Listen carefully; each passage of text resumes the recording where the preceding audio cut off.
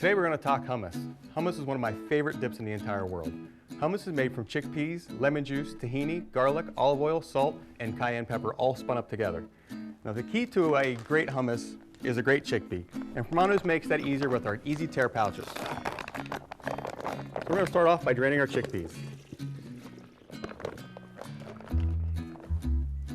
Now when I add the chickpeas to the food processor, I like to put the chickpeas to one side of the processor.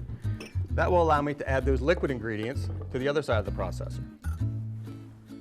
This allows a vortex to form and pull those beans down in the food processor that much more quickly.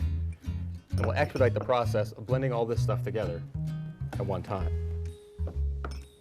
Add our lemon juice, garlic, salt and cayenne.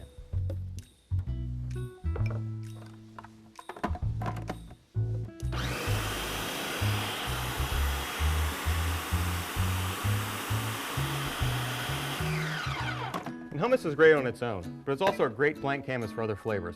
One way to change the flavor of hummus is to use other beans. Here I made a black bean hummus. Using the exact same ingredients in the exact same proportions as before, I just used black beans instead of chickpeas to get a little different flavor in there.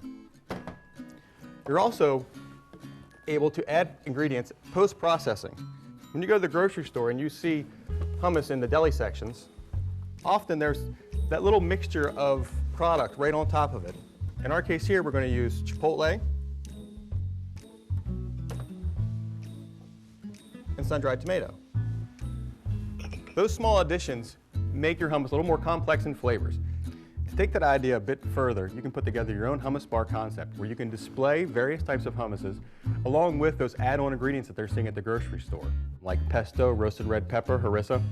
By having those available for your customers, they're able to customize that hummus to their personal likings, which is going to bring them back to spend more time in your establishment.